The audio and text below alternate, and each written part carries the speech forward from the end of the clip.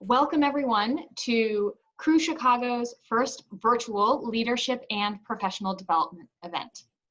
Crew Chicago's mission is to positively impact the commercial real estate industry by advancing the power and success of women. And we are so excited to have you here. This is Support Your Courage, Part 1. To be respectful of everyone's time in these unprecedented times, as they've been saying, we are going to split our typical program into two separate sessions. This session, Part 1, is going to be the bulk of the content. So what you're going to experience is our speaker presenting her slides and speaking, and there is going to be minimal interaction from the participants and attendees. However, we do have a Part 2 of Support Your Courage that's occurring on June 4th, next Thursday at 12 p.m. as well. That will be the discussion portion of our program. So if you have questions as you go along, I would encourage you to use the chat function. If you click on the chat function at the bottom of your screen, you will see that you can chat both Grace, who is the speaker I'll introduce momentarily, or myself. I have Crew Chicago listed under my name. And if you're having technical difficulties, I would encourage you to message me, Carrie McClure, on the Crew Chicago account, and not message our speaker. With that being said, another technical item is that I would encourage everybody to stay muted throughout this entire portion. We are all coming in with different distractions going on in the background and different things going on, and I would encourage you to mute so that whatever might be occurring on your end doesn't distract others from the content. I would also encourage you to try and take this time to be present as much as possible. Again, I know working from home, it can be difficult, but I would encourage you to silence your phones, try and refrain from other distractions, except of course, lunch. This is a lunchtime session. So without further ado, I would really love to introduce you to our speaker. Our speaker is an amazing woman who has come to us from the far reaches of Chicago, Grace Lichtenstein.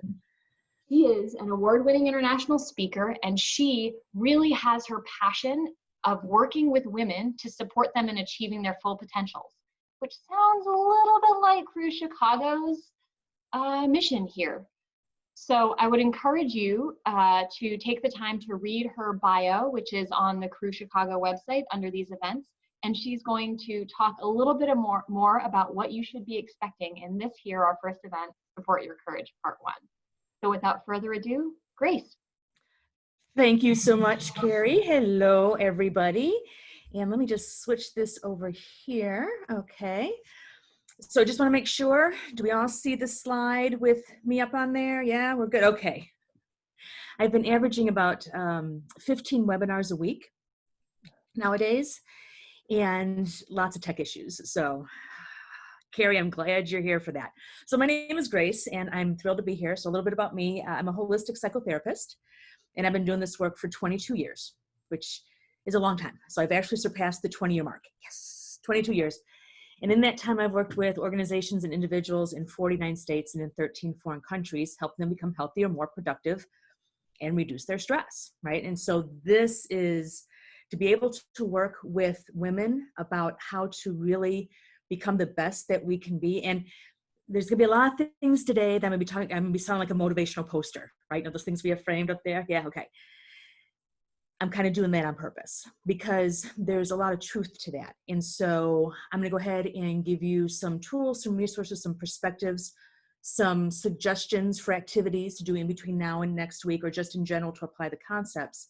Because the beautiful thing is that we all have this amazing potential that we can continue to develop and enhance and grow. And if I can be a part of that at all, that makes me so happy. Lots of warm fuzzies, lots of warm fuzzies. So it's really cool that I've been doing this for so long, but there is a problem actually with that. And the problem is that because I've said all these things so many times over the years, everything I say makes perfect sense to me in my head. If at any point what I say does not make perfect sense to you in your head, please go ahead and use that chat feature. So if you have a question, a comment, if you want to share resources, love that. or even if you completely disagree with what I have to say. Okay, if you can let me know that, that'd be great. Now, again, we have next week where we're going to be a lot more interactive, but I do want to make sure that you get everything that you need today. And if, like I said, if things don't make sense, let me know. And you don't have to wait till the end, right? Go ahead and use the chat as we're going through here. And I really encourage that, partly because if you're anything like me and you have to wait to ask your question, are you going to remember it? Yeah, I won't. 15-second memory, right? It's gone. The other thing is that I want to be able to give as full a response as possible. So context really helps. So if I say something that triggers something for you, you have a question or comment, you type it in, I see it, I'll finish saying what I'm saying, and then I'll go ahead and address it. And I'll probably be able to give you a better response because I know the context of it, okay? So please go ahead and make sure that you use that so you can get the fullness of this. And the other thing I really encourage you to do, I talked about the motivational poster thing just a moment ago. We have a lot of quotes here today. And so as I was researching for this presentation, it was so cool because ultimately I consider myself a storyteller. And I think we as human beings are storytellers. So I was finding these quotes of these just amazing, these powerful female leaders, which by the way, let's go ahead and start off with a quote here. In the future, there will be no female leaders, there will just be leaders, right? So as I'm going through this and I'm reading these quotes, and you know, a lot of them, you'll find that you recognize a lot of the names in these. You might not, like there's a poet and an author, which by the way, if you like their stuff, buy their stuff, right? Let's support these artists.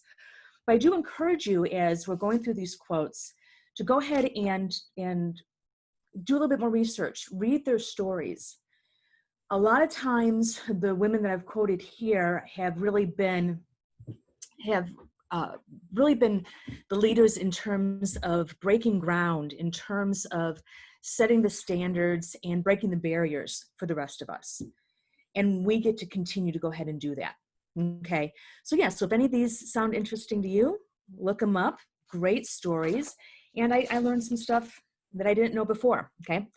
So storytellers, we're going to go ahead and use this. And what I'm hoping is that these examples are going to give you the context, give you the languaging, the process where we can really all be active participants in our life, where we can really tap into that potential and be great. Because the thing I've learned over the years is that when we're good, but we can still be better. And when we're better, guess what? We can still be better. It never ends. And that's not a bad thing. That's an exciting thing. So if your life is okay right now, it can be better. If your life is good right now, it can be better. If your life is great right now, right? It never has to end. Okay, so we're going to be talking about today how we can use living life, especially now, right? With all this stuff going on, how we can actually use it to become better. That's what the opportunity is that's happening for us. Okay, so one of the things we're going to be talking about courageous leadership. So let's talk about courage first of all. And the first thing is that courage, it's not about being fearless. That's not the goal. We're not aiming for that. As a matter of fact, when people tell me that they're fearless, as a therapist, I get a little concerned because I'm like, really? I mean, if you're not fearless, how do you assess risk? How do you make decisions? How do you keep yourself safe? Right? So it's not about getting rid of fear. Fear, all of our feelings it's a wonderfully powerful tool that we can go ahead and use. We don't want to get rid of it. We want to use it for the tool that it is. Okay, so one of my favorite quotes, I actually had to search it up a little bit because I was at the back of my brain as I was doing this. Gloria Steinem, being brave is not about being unafraid, but feeling the fear and doing it anyway. When you feel fear, try using it as a signal that something really important is about to happen. It's not about being unafraid. Okay, like I said, if you say you're fearless, I'm concerned. Okay, but when we have feelings, all of our feelings, there's signals, there's symbols, there's symptoms of what's going on with us. And when we feel fear, try using it as a signal that something really important is about to happen. And let me tell you what that really important thing is. And if this is the only thing you take away from today, today will be a success, okay? When we feel fear, what it means is we have a choice. In this moment, we have a choice. We can choose to just keep going on and not step up and address it and use that fear, okay? Or we can use it to become greater. Every time we have that feeling, it means we have a choice. And I said this just a moment ago, and the choice is, are you going to become an active participant? Think about everything we're going through right now. Think about how much fear we feel, how much fear our systems feel, our families, our social systems, our work systems. Folks, we have a choice. I've been doing a lot of webinars around fear and anxiety, at least one a day. The other day I did 4 in a row, okay? This is something we're struggling with. And we don't want to try to shut it down. We're being given a choice. We're being given a choice to be that active participant. When we're looking at what we're going through right now, everything's upended, right? Nothing's the same. It's almost as if we don't have a choice but to do something different. If we don't listen to the fear, if we don't use it as the tool saying, okay, I'm having feelings, this is important, because that's what feelings are, really, right? If we're having a feeling, it means something's important to us. What's important to me? How can I use this? This is the opportunity to be an active participant. For many of us, we've been stuck in that rut because it's safe. It's comfortable. I mean, think about it. 6 months ago, was this your life? Your alarm goes off and you hit the snooze multiple times, right? And you're doing 9 times tables in your head. And you finally get up and you do your morning routine and you go to work and you do your work routine and you go home, you do your evening routine, and then you have your days off and you have mandatory fun, yay, and you go back to doing it again and again and again and again, every day, every week, every month, every year, every decade. That's nice and safe, isn't it? It is. But the thing is that it might be safe. It might feel secure. It doesn't feel good. So many of my clients, they're not depressed. They don't have trauma issues, but they have a lot of, that's not a way to live. And what we're existing through right now, it's giving us the opportunity to do more than exist. It's giving us the opportunity to make the choice to be an active participant. Being brave is not about being unafraid, but feeling the fear and doing it anyway. When you feel fear, try using it as a signal that something important is about to happen. You have a choice in that moment. What are you going to choose? And what I'm hoping is that you're going to choose to use it. If you're okay to become good, to become good, to become great, to become beyond. And the first thing we do to get to know ourselves is to acknowledge these feelings and what they mean, right? And it's about us. So often we are focused on all the externals, right? All the things that we should do or we should feel or we should, right? The shoulds, they get us into trouble, okay? Or there's external expectations about the jobs and the tasks and the job descriptions. I want to share a story with you, right? Because I'm a storyteller. I want to share a story with you about, I've been really, really blessed through my life, having just some amazing role models, some amazing just female bosses and supervisors. One in particular I'm thinking about, I used to work for a credit bureau, credit reporting agency, very male dominated agency. And this was back in like 90, 91. And at the time I was a receptionist. I had just moved to the area and I got whatever job I could. And I was a receptionist. And my boss came up to me and she said, just want to let you know, well, you already know this because you posted it, but we have the internal sales position open. I want you to take it. And I'm like, oh, no sales. No, sales, that's not my thing. And she said, well, what is your thing? And I said, well, I've done, healthcare and, office management and retail. And she goes, no. Those are your jobs. What's your thing? And I'm like, oh, well, I mean, customer service, I guess. being able to learn new things, being challenged, helping others. Well, I guess that's customer service. Yeah, meeting other people's needs, having these conversations. Well, that's customer service as well. And she stopped me after a while and she said, okay, do that. I took the sales position and I rocked it. And every single job, I've never had a bad job, folks. Never, not once. I've been in the workforce 35 years. I've never had, and I've had jobs I will never go back to, right? Can't pay me enough to do that. I've never had a bad job because in all these jobs and these tasks and these check boxes and these expectations, I did my thing, right? We have to know ourselves. And when we have this choice, it comes down to, are we going to do our thing? And there can be a lot of fear around that because we're so focused on the externals, right? And the shoulds and all those things that get us caught up in giving up our control to people, places, and things outside of ourselves, right? What's your thing? And what are your fears? We have to name them. J.K. Rowling, fear of a name increases the fear of the thing itself. Now, for those of you who are Harry Potter fans, you know what this is about, right? Okay, but it's true, okay? Anybody that has any sort of training in things like neuro-linguistic programming, NLP, love NLP, it talks about the power of language because our brain processes linguistically in words. If we can't put a word to something, it's really hard for our brains to process.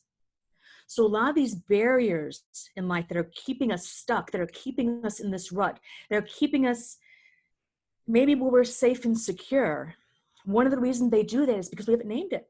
We haven't said it. The other thing is that it's really, really scary being vulnerable, isn't it? It's scary talking about and naming our fears and our barriers and our hesitancies and our vulnerabilities. If we don't name it, it gets bigger, okay? Who are you? What's your thing? We'll be talking more about that. And what are your fears? Until we name them, it's really hard to do anything about it, okay? And we get to name them, we get to feel them in terms of, it's okay. This is my opportunity. Folks, we get to be comfortable feeling uncomfortable, right? When we do that, we can accept our feelings and all our, including the fears, as what they are, the signals, the tools, the resources, and we can go ahead and use them. So when you have that fear, not only I want you to feel it, acknowledge it, recognize you have a choice, but I want you to name it. What is that fear about? Okay. Now, one of the things I want to point out is that we have a tendency to compare to others, right? We look around, how's everybody else doing? Okay, which isn't a fair comparison, right? Because we're comparing our insides to other people's outsides, right? We're comparing how we feel to how other people appear. And appearances, as you know, can be deceiving, right? Have you ever looked at somebody's social media page? And you're like, oh, that's good, but I know you. We're invested in our society in that facade, right? So don't compare your feelings, your fears to anybody else. Because first of all, right, you're not comparing evenly, insides to outsides. And a lot of times, right, what are we presenting to that? So all of our feelings, they're all valid. They're very subjective because they're ours, they're about us. They're all valid. Do not discount when you're feeling just because nobody else seems to be feeling them. Because they are, by the way, right? Okay, so let's go ahead and talk about some of the things. Now, we're going to plan on doing this with each other in the same room. We were going to get together and do this as an activity. So we're going to go ahead and I'm just going to share what we've come up with, okay, in our small groups here in terms of some of the fears that we might be experiencing, especially as professional women, right? So one of the fears, and you'll notice a pattern here, one of the fears is about being too nice, right? But we also, we don't want to be not nice enough, okay? How about talking too much, right? Because women, we talk all the time. We talk too much. Or not speaking up, right? Which, by the way, we can have all of these at the same time, right? They seem mutually exclusive. They're not, right? We can have all these at the same time, okay? Not saying no enough, setting those boundaries, saying no too much. You're not a team player, right? Anybody feeling this? Anybody sensing this, right? Okay. How about we have a fear about asking for help, right? Because if we ask for help, it means, we're not competent, we can't do our job, okay? Or how about not asking for help, right? Especially if you make a mistake or accessing those resources, you should have asked for help. We have a fear of having to do it all, right? Or the fact that we are doing it all and we feel disconnected, right? Because it's all ours. We also have a fear of taking a break. I have spoken to so many women that they're afraid to take their 15-minute break, which is, required by law. They're afraid because somebody might send them an email that they don't answer immediately, or a phone call, or a text, or they're not available at their desk for that minute. I was talking to a senior executive assistant in a Fortune 100 company one time, and she said that she makes sure she doesn't drink anything for her 9 hours a day so she doesn't have to make a restroom break. Okay. And not only are we afraid a lot of times to take breaks during the day, how about vacations? Did you know over 40% of adult Americans have not taken a vacation in 4 years or longer? That's a problem. Okay. When I do webinars for people over in Europe, they think we're nuts. Right? Why would you do that? I mean, their traditions, holiday all the time, but taking those breaks. Okay. Here's a couple others that are really common. And even though they seem mutually exclusive, they're not. We have a fear of failure. Think about it. How often have you felt it's never enough? No matter what you achieve, what you work for, the energy, the effort, it's never enough. We have that fear of failure. And then we can have a fear of success. I don't know if you've ever heard of imposter syndrome, right? This is when somebody is doing well, but they think deep down, I don't deserve it, right? How often have you looked around or somebody plays you a compliment, which is a whole nother thing, right? We're not supposed to accept compliments because that means we're vain or whatever.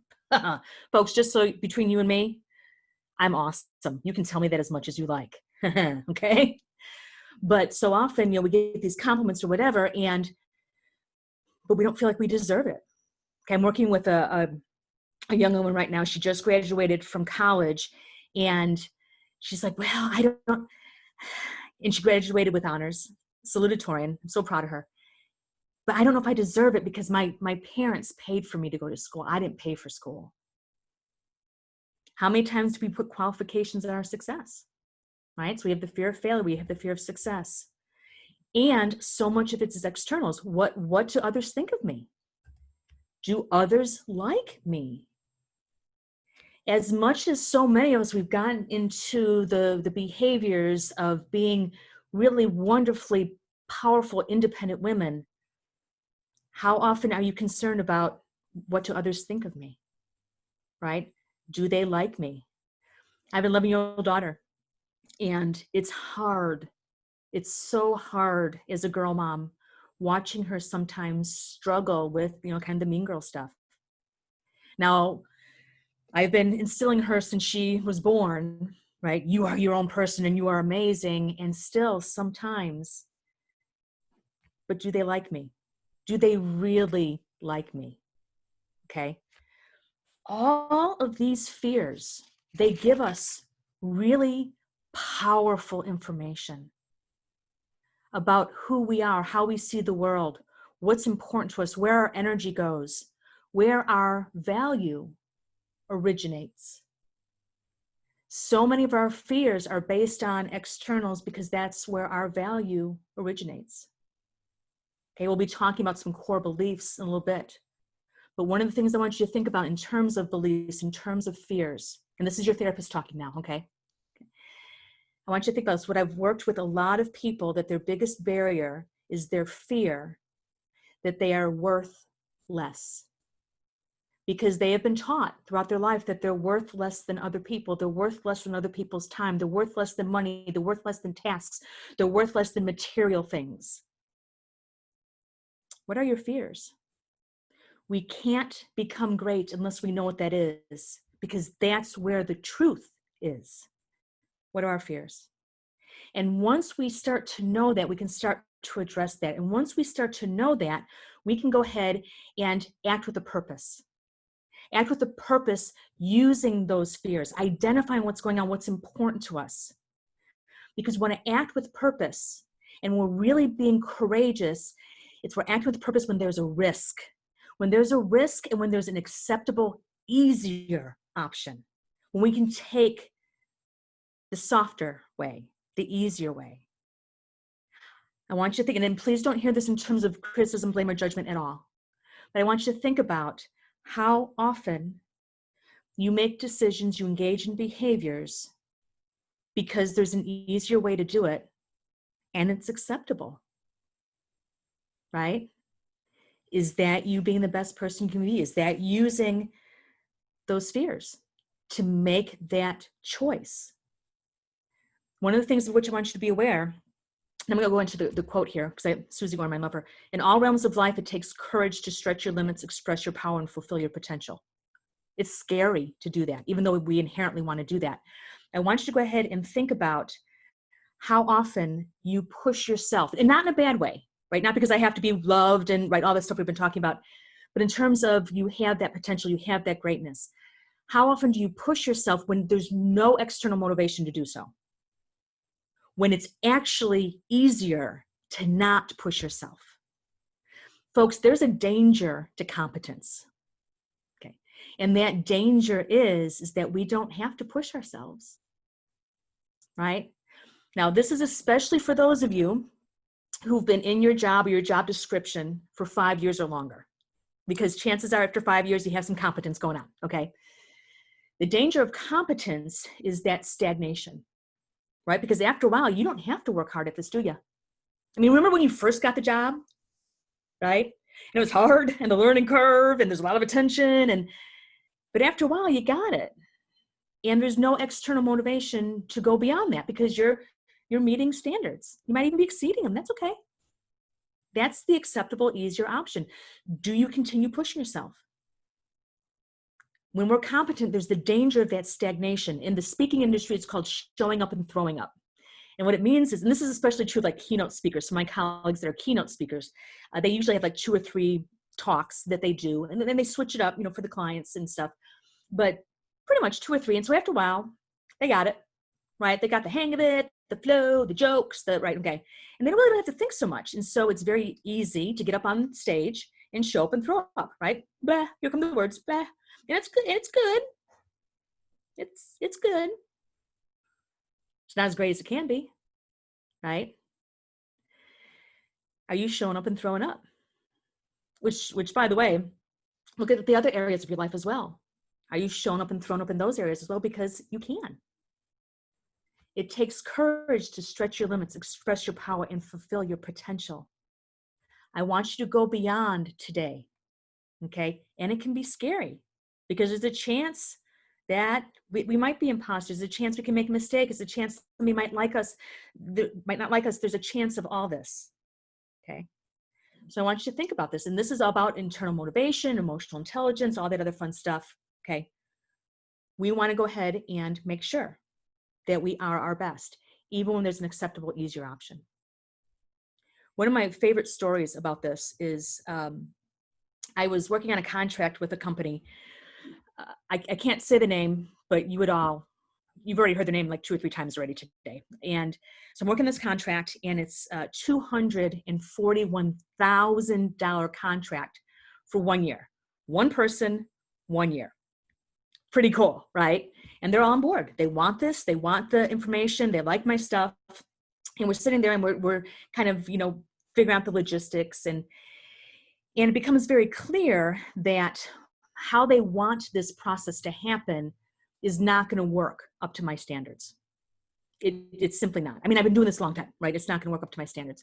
But they have a lot of logistical problems, like everybody can't be in the same place at the same time. I mean, there's just a whole bunch of stuff. And finally got to the point, I'm like, okay, if you want my best, which is all I offer, really, if you want my best, it's not possible to do it this way from me. Now, if this is how you want to do it, I have a number of colleagues that I think would be an amazing match. And we stopped the discussion of the $241,000 contract. And I referred a couple of my colleagues for it. And you know what? I felt such relief when we made that decision, because I could have done it. Absolutely. They would have been okay with what I would have delivered. It would have been acceptable. It's not who I am. And I was having all these feelings about it. Like, am I crazy? What's wrong with me? But ultimately, I wasn't giving them what I promised them, what I promised myself. Okay. I want you to think about in your life the things that you're doing because it's acceptable and it's easier. Is it enough? Okay. So we can go ahead and use that. Have the feelings. So we don't want to be afraid of our fears, right? Don't be afraid of your fears. They're not there to scare you. They're there to let you know that something is worth it. See, Joy Bell C. Okay. So I want you to think about it. What's worth it? What's worth it to you? Okay. I want you to go ahead and consider it. What is your thing? It's not the job. It's not the description. It's not the task. It's not, what is your thing? And the beautiful thing is that when you know what your thing is and you're putting your energy into it and you're feeling your fear and you're being, which by the way, there are tons of different types of courage, right? There's moral and ethical courage. There's psychological courage, emotional, behavioral, spiritual, intellectual, right? Okay. When you know what your thing is and you're willing to use that fear and be courageous, it impacts every single aspect of your life. So what is worth it? What is your thing? And the cool thing too is that once you know this, you don't have to have a plan to figure out everything. You don't have to have all the details and because you know what your thing is. So like I said, I've never had a bad job. They've been very different. I've worked UPS, I've worked food service, I've worked retail, I've been a nanny, I've been a preschool teacher, a therapist, a coach, retail, right? A whole bunch of things. I've never had a bad job because I wasn't doing the job. I was doing my thing. Okay. So what is your thing? Rosa Parks. I have learned over the years that when one's mind is made up, this diminishes fear. Knowing what must be done does away with the fear. Being courageous is using that fear when it's there, taking it and using it as the tool, and then moving on. We're not carrying it with us, right? We're using it as the tool when we get to put it down. Knowing what must be done, when you know what your thing is, when you know what is worth it to you, it does away with that fear, right? So this is going to be the handout you're going to get. Again, when we were supposed to be all together in the same room, this was going to be an activity. I want to encourage you to go ahead and take some time. This is not a requirement, right? I'm not going to be checking in with you. Did you do your homework? Okay. Here's a suggestion about how you can go ahead and start to identify that. One of the things that I do with my clients, corporate, individual clients, is that I have them develop what I call a declaration of integrity. Okay. And I do apologize. I think my neighbor's mowing. Is the sound still okay? Are we still okay with this? Okay, thanks. I have them do what's called a declaration of integrity. And basically what that is, it's kind of like a mission statement, but it's what's your thing, right? Who are you? When you're being the best person that you can be, who is that person? So I'd like you to go ahead and do, like I said, it'll be in the handouts. I'd like you to go ahead in 25 words or fewer, right? We're not writing a dissertation here, okay? 25 words or fewer, describe you at your fullest potential. And the beautiful thing is that you don't have to believe that you're actually doing it yet. Just really believe that someday you will be doing it. So write down the words. And if you can't put in sentences just yet, because you've never really thought about this, that's fine. Just write down the words. Okay, the sentences will come. And then what you do over time is you kind of tweak it and you move it around until you can get into sentences. Now, one suggestion, now these are your words, right? Whatever works for you. I do recommend that you avoid the word strive because that's not who you are yet, right? So I am, and then you put whatever words is. And now the cool thing is that once you do that, once you get the right words, you tweak a little bit, you get the right words in the right order, you'll know because when you say it out loud, you actually get warm fuzzies. You actually get a physical response to it, okay? So start off, who are you? When you have fear, that is your choice to activate this, to come from this position, to be your best. not to show up and throw up, not to do what's easier, even though it might be acceptable, okay? Who are you and what do you stand for, okay? Now, that's where the courage comes. Now we get to manifest this in our systems, okay? And I'm a big systems theorist, right? What is without is within, what is within is without, okay? If the system is healthy, we're more likely to be healthy, right? And vice versa. And this is our family systems, our social systems, our work systems, okay? So once we get this, we know this, we have this process, we live it. We practice what we preach, because you know what it feels like to be around somebody who doesn't do this. They might be in a position of authority, but they sure as heck are not leaders. You practice what you preach, even when it's difficult, even when it's hard, even when there's an easier, softer way, okay? We practice what we preach. And when you do this, this is when we have that success, both internally and externally. Maya Angelou, that's who I want to be when I grow up, by the way. Success is liking yourself, liking what you do, and liking how you do it. When you come from this place of integrity, when you come from this place of strength, when you come from this place of courage, it feels good when you manifest it. Because here's the thing. Your place of strength, of courage, of integrity inherently is about you and what you do well. It is very strengths-based. And a lot of you are familiar with strengths-based stuff, right? Strengths-based leadership, strengths-based management, right? Okay. When we do these things, when we're being true to ourselves, we are going to naturally align with our strengths, and life is going to feel better. And again, this is also very subjective. Do not compare yourself to anybody else. For example, I have ADHD, okay? That is actually characterized as a disability. It's my superpower. Just want to let you know that, okay? I don't have to measure up to those other people's standards because it's me, right? Success is liking yourself, liking what you do, and liking how you do it. So what are your strengths, right? And which, by the way, this is coming from your therapist again. Every person here, every human being has inherent skills, strengths, talents, assets. Every one of us does. I have never met another human being that doesn't. And I've met a lot of different human beings. For fun, I used to do volunteer classes, anger management classes at a maximum security prison. I have never met a single human being that does not have inherent skills, talents, gifts, assets. We're not always allowed to celebrate those. But I want you to hear from me, you have them. And when you can acknowledge that, when you know what you stand for and you align your strengths to that, you will like yourself, you will like what you do, and you will like how you do it. Ultimately, that is success. And then we get to bring this, because it's not just for us, it's for our systems, right? I was just talking about systems theory, right?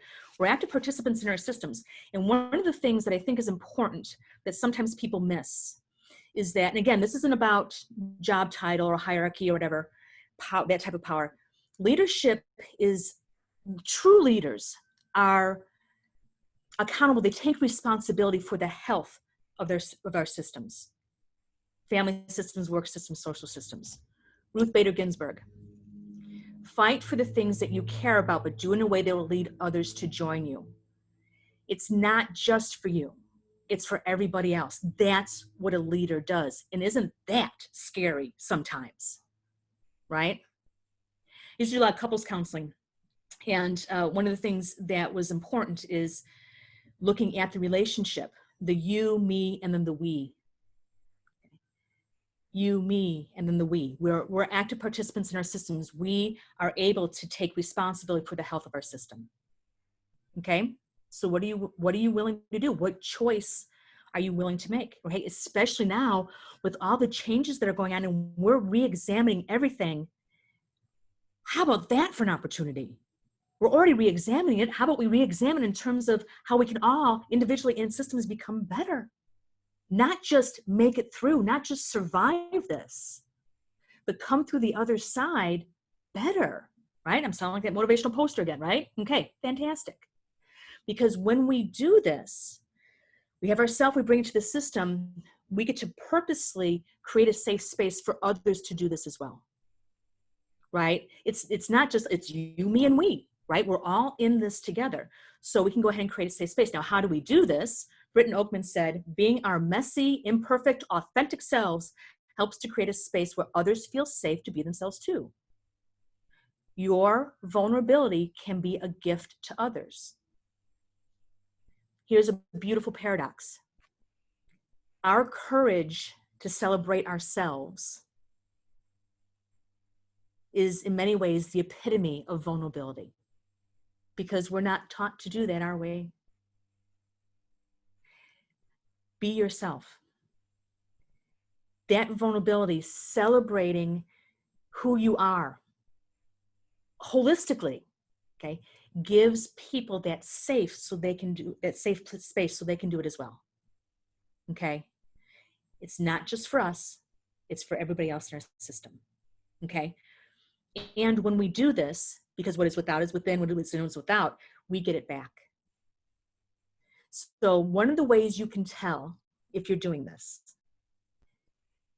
do you wake up with anticipation and go to bed with satisfaction almost every day?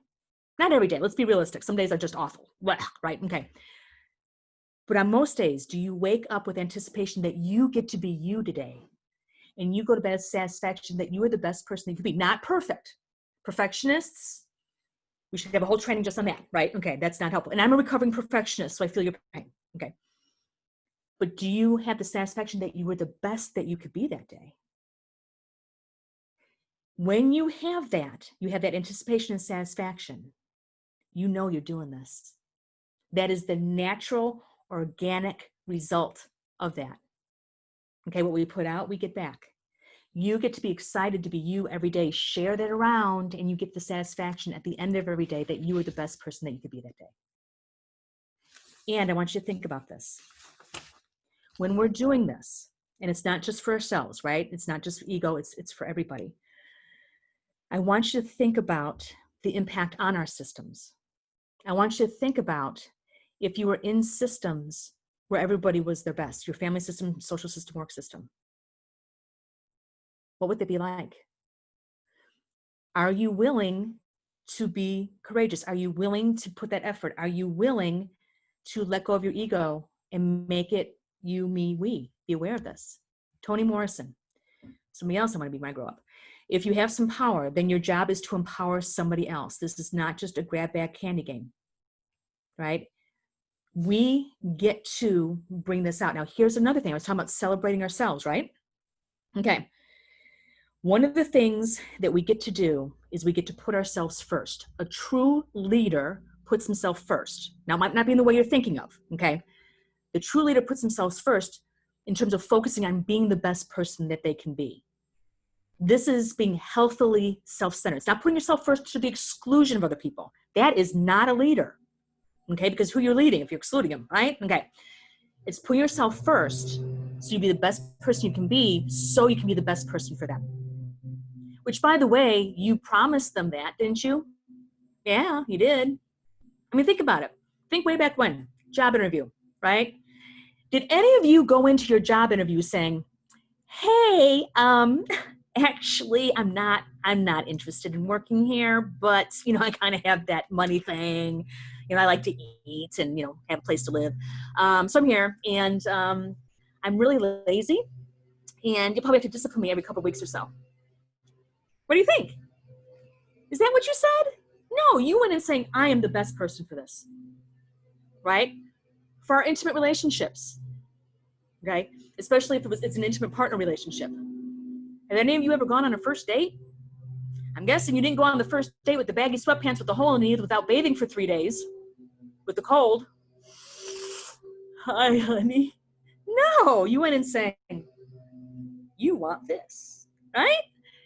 That's what you promised them, right? If you're not being the best, you're breaking your promises, okay? So you're being the best so you can help other people be the best. You're being the best because that's what you promised them. You promised them, I'll be there for you. I'm giving you this. I want you to go ahead and be healthily self-centered. You're putting yourself first for the benefit of yourself so you can benefit others. That's what a leader does. Okay? And sometimes we just believe that we can't. Eleanor Roosevelt, you gain strength, courage, and confidence by every experience in which you really stop to look fear in the face. You're able to say to yourself, I have lived through this, or I can take the next thing that comes along. You must do the thing you think you cannot do, because you know what? You have made it thus far. We might have not had the exact same situation or experience that we're experiencing now, but we've made it thus far. And one of the things with we as human beings is we learn and grow, and it becomes more normal and natural. We forget the progress we've made. I'm guessing the last time you used the restroom, when you came out, there was nobody standing there saying, oh, you went potty on the potty, because that would be creepy and weird, right? But at some point in your life, that was hard. Think about the first time you engaged in a professional negotiation, right? Now, right? Some of you, that's what you do all day. We forget that we have survived and thrived thus far, right? So I want you to start looking at, how have you done it? How have you made? No, you haven't experienced this exact situation, but you've made it this far, and you know who you are and what you stand for. You have all that. So you can go ahead and create the beliefs of power, the beliefs of ability, the beliefs of strength, the beliefs of value, all these things, the beliefs of leadership. Because your belief influences and creates your reality influences and creates your outcomes, and you can change your beliefs and your reality. If you've been in therapy at all over the last 20 years, chances are your therapist followed a protocol like CBT, cognitive behavioral therapy, DBT, dialectic behavioral therapy, or REBT, rational motive behavioral therapy.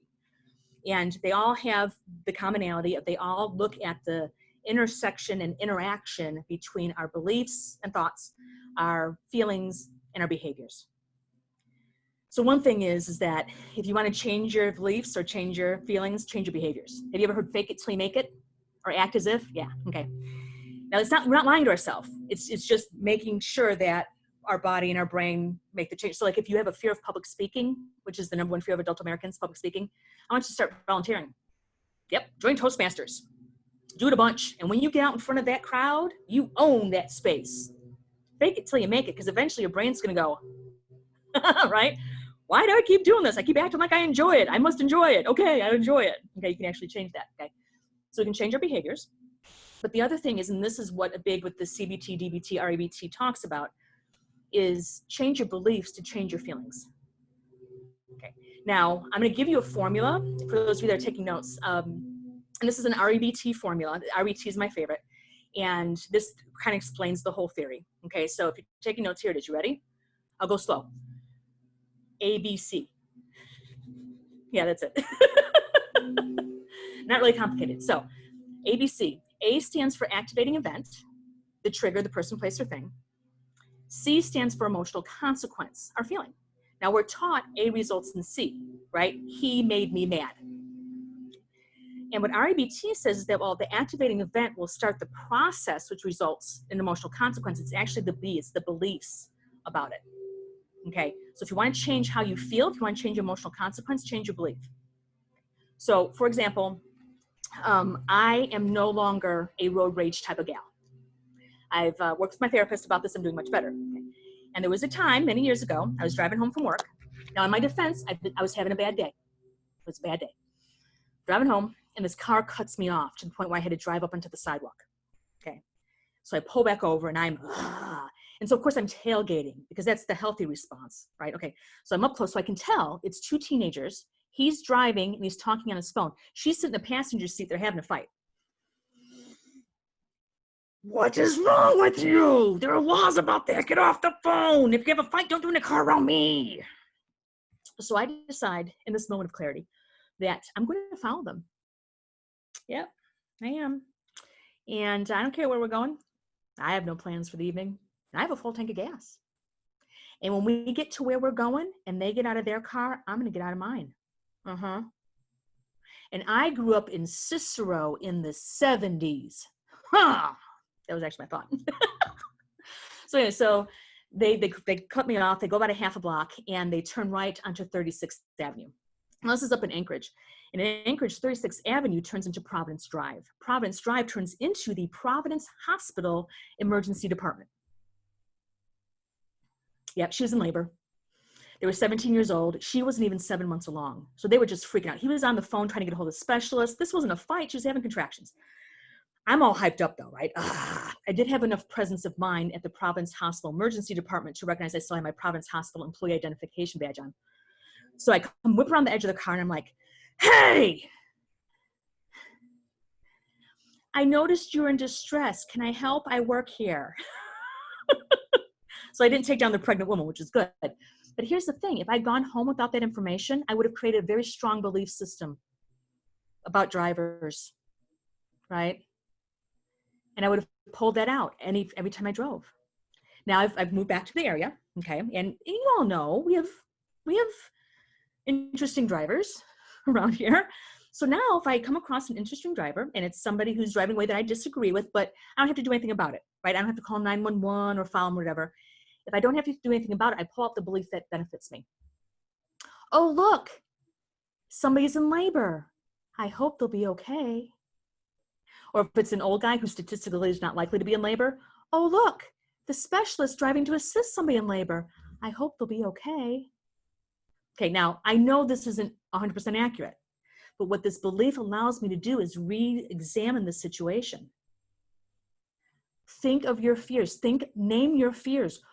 What are those beliefs? Are they benefiting you? If they're not, change them. If you like the way you feel, keep your beliefs. If not, change your beliefs. If you're feeling worth less, if you're feeling like an imposter, if you're feeling that you can't do it, if you feel, right? Because what we feel and believe not only affects our emotions and everything else like that, it creates our reality because we have filtering systems in our brain. The primary one's called the reticular activating system. You don't need to remember that. It just sounds smart when I say it. Okay, reticular activating system.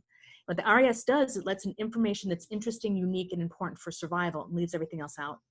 I mean, we literally don't perceive it. It's like that person, you know, the person that's miserable all the time, you try to convince them they're not miserable. Look, all the things that you have, you should be grateful for. It's like they don't even hear you. It's because they don't, because the filter screens it out. So interesting, unique, and important for survival. And sometimes it's obvious, right? Like, so if you look out the window and there's a giraffe standing there, unless you live at a zoo, you'll notice that. That's interesting and unique. If you're out walking outside and a car is coming toward you, not slowing down, you'll notice that. Safety, okay. But the other way we trigger that filter is what we tell it.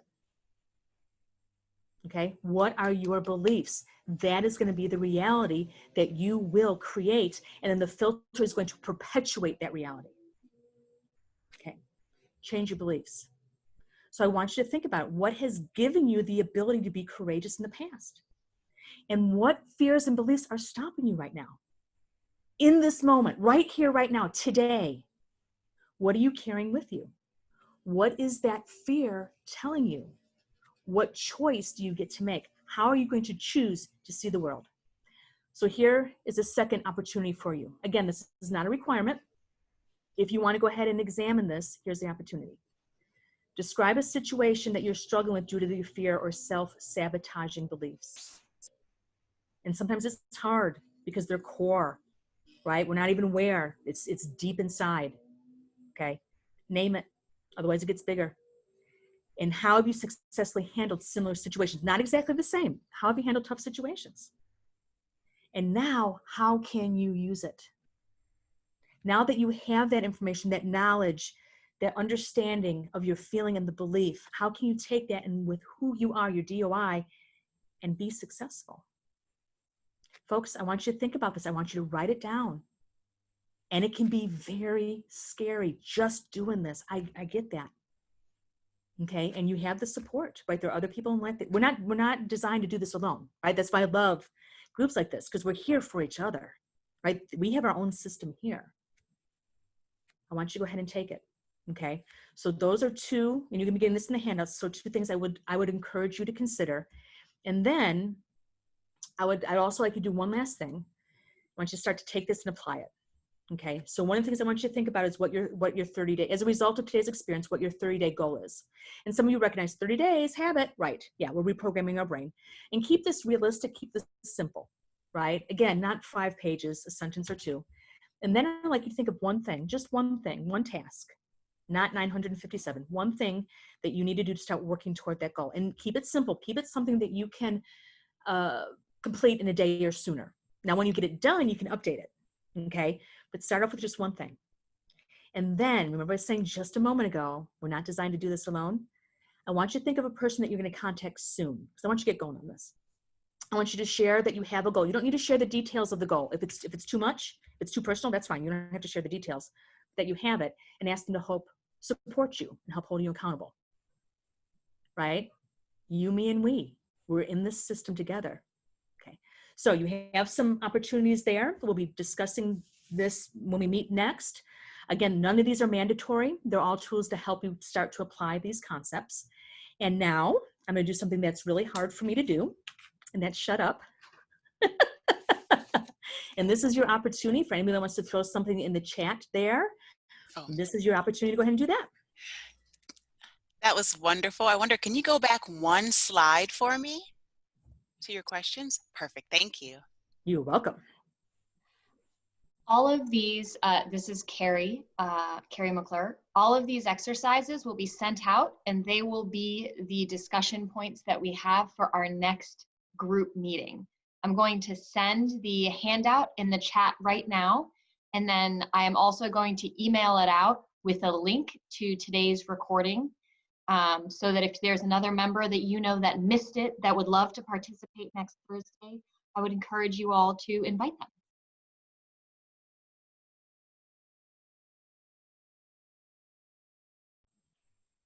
Any questions, comments, issues?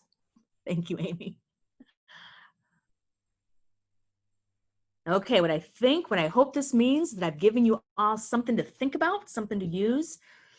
Anything that comes up between now and next week, be ready to ask those questions. And I have to say, with everything going on nowadays, I so appreciate the time that you spent here today. Oh my gosh, I know that you're being pulled in a gazillion different directions, so I really appreciate that. And please take really good care of yourself, and let's change the world. Thanks, everybody. Grace, I really appreciate your gift of encouragement. Well, thank you. I love what I do, and I'm awesome. Thank you so much. Thank you. Thank you.